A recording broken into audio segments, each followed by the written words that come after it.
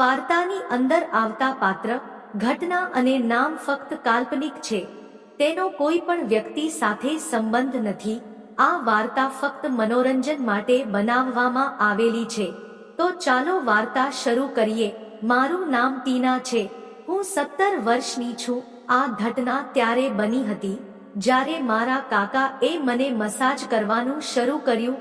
મને માલિશ કરતી વખતે મારી એવી વસ્તુઓ તેણે જોઈ લીધી હતી.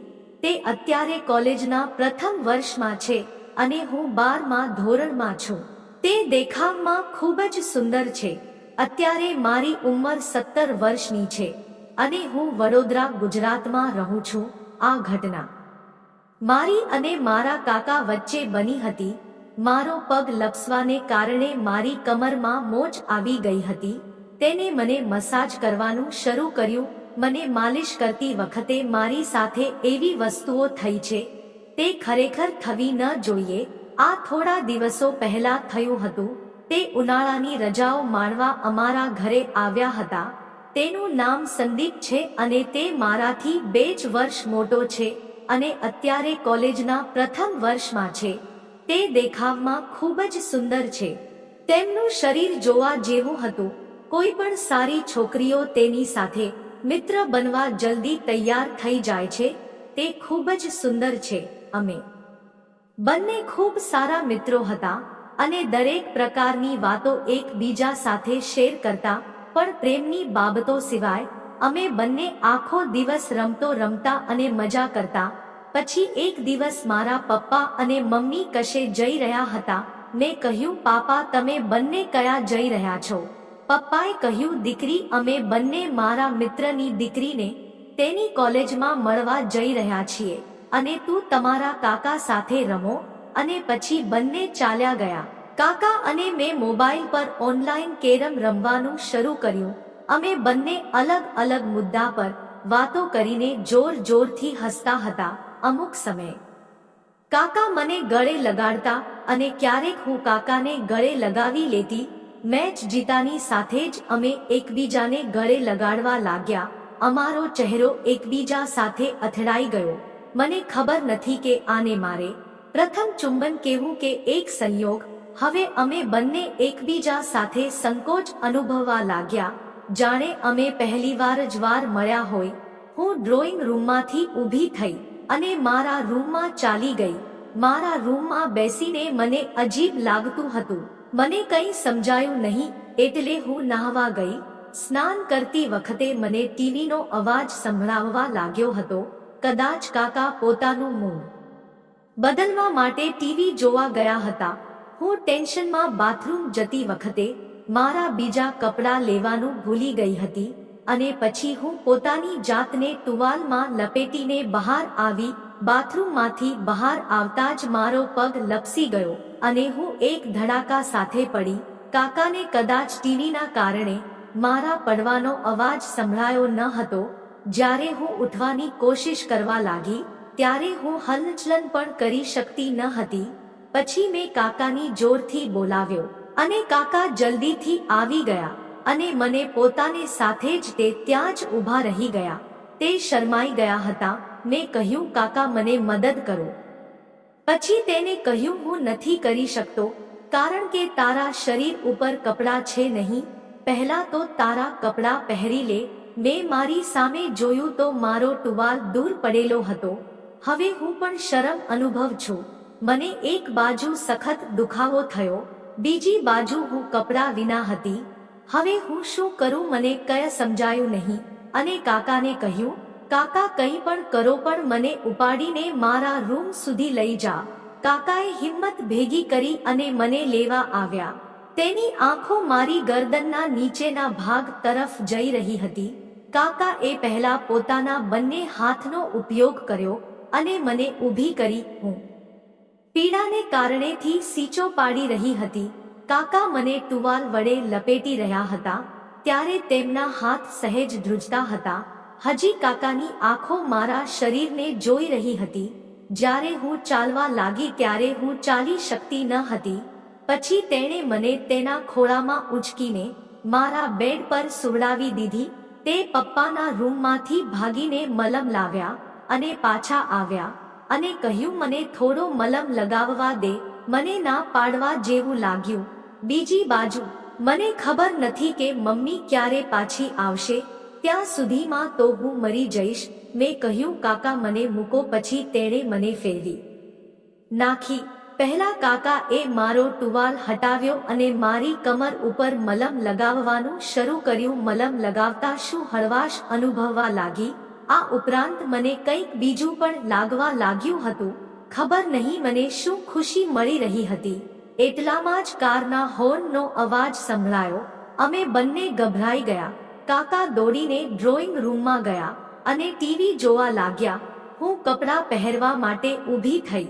પછી એમાં મારો ટુવાલ નીચે જોયો. હું ભીની થઈ ગઈ હતી. મને કંઈ સમજાયું નહીં. મેં ઝડપથી કપડાં પહેરવાનું શરૂ કર્યું. મલમની માલિશે મને સંપૂર્ણ રાહત આપી હતી. મમ્મી પપ્પા અંદર આવ્યા ત્યારે તેઓએ અમને બંનેને ટીવી જોતા જોયા. હું દોડીને કાકા પાસે બેસી ગઈ હતી. પપ્પાએ કહ્યું, તમે બંને શું કરો છો? કાકા બોલ્યા, કંઈ ખાસ નથી ભાઈ. અમે એક જૂની ફિલ્મ જોઈ રહ્યા છીએ. ચાલો આપણે પણ સાથે જોવા બેસીએ. પપ્પાએ કહ્યું.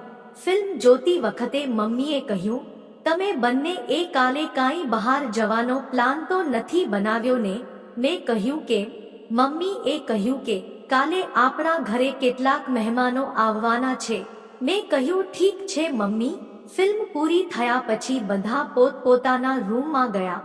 હું રૂમમાં એકલી બેસીને વિચારતી રહી, જો આજે પપ્પા અને મમ્મી સમયસર ન આવ્યા હોત તો મારા કાકા અને મારી વચ્ચે કંઈક તો થઈ જત. હું ડરના કારણે ખૂબ જ નર્વસ અનુભૂતિ રહી હતી. પછી અચાનક મને યાદ આવ્યું કે મારો ટુવાલ નીચેથી કેમ ભીનો થઈ ગયો હતો. આવું પહેલા ક્યારે બન્યું નથી. કદાચ પીડાના કારણે મેં ભીનો થયો હશે. આ બધું વિચારતા વિચારતા રાત પડી. મારા મમ્મી મારા રૂમમાં આવ્યા. મમ્મીએ કહ્યું, ચાલો હવે રાત્રિનું ભોજન તૈયાર છે.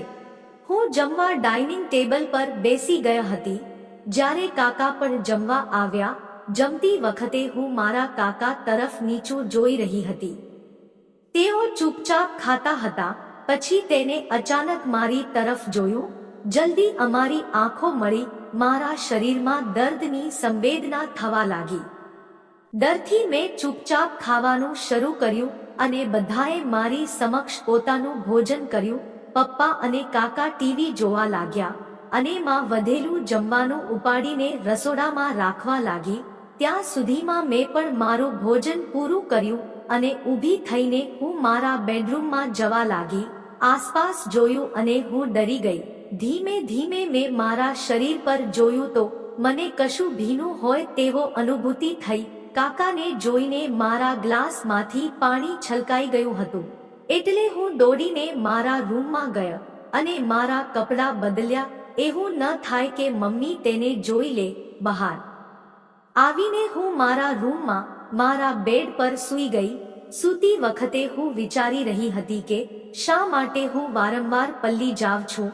આ બધું મારી સાથે કેમ થાય છે? કાકાને કારણે તો નથી થઈ રહ્યું ને? શું હવે તે મને ગમવા લાગ્યા છે? આવું કઈ રીતે બને? અમે બંને તો કાકા ભત્રીજી છીએ. આ સંબંધ બરાબર નથી. મેં મારી જાતને કાબુ રાખ્યો અને પછી સૂઈ ગઈ. હું બીજા દિવસે સવારે જાગી ત્યારે ચા પીવા રસોડામાં ગઈ. મમ્મીએ મને કહ્યું કે જા પહેલા તારા પપ્પાને થોડી ચા આપી આવ. મેં ચા લીધી અને પપ્પાને આપવા લાગી.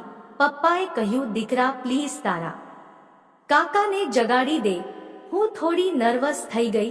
હું કેવી રીતે નકારી શકું કે મારે કાકાના રૂમમાં નથી જવું? પપ્પાએ ફરી કહ્યું, દીકરા જા. હું જઈને કાકાના બેડરૂમનો ગેટ ખોલવા લાગી. પછી કાકા બહાર આવ્યા અને અમે બંને ટકરાઈ ગયા. એ સંવેદના મારા શરીરમાં ફરી આવી. મેં ઉતાવળમાં કાકાને કહ્યું, પપ્પા તમને બોલાવે છે. કાકા પપ્પા પાસે ગયા અને હું દોડીને મારા રૂમમાં ગઈ અને મારા કપડાં બદલ્યા. પછી મેં રસોડામાં ગઈ અને શાંતિથી ચા પીવા લાગી. આખો દિવસ હું મારી મમ્મીને રસોડામાં મદદ કરતી રહી. મમ્મી બીજા દિવસની તૈયારીમાં વ્યસ્ત હતી.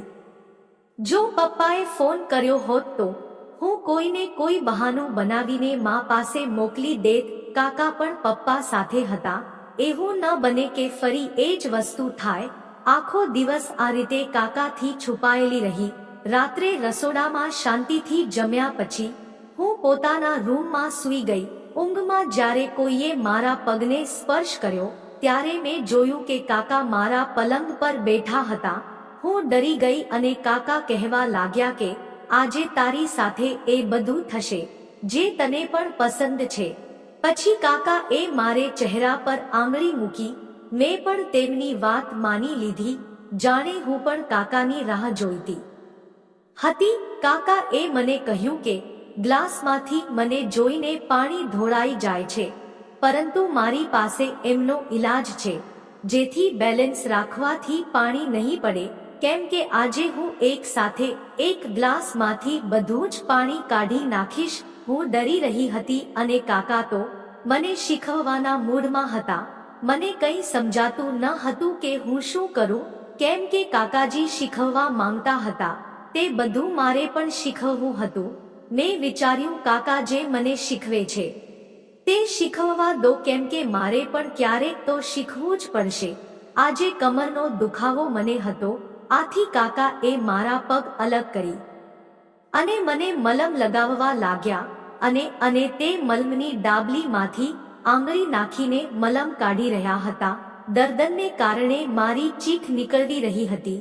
મને અસહ્ય પીડા થઈ રહી હતી, પરંતુ ધીમે ધીમે મલમની માલિશથી મારું દર્દ અને દુઃખ ઓછું થવા લાગ્યું.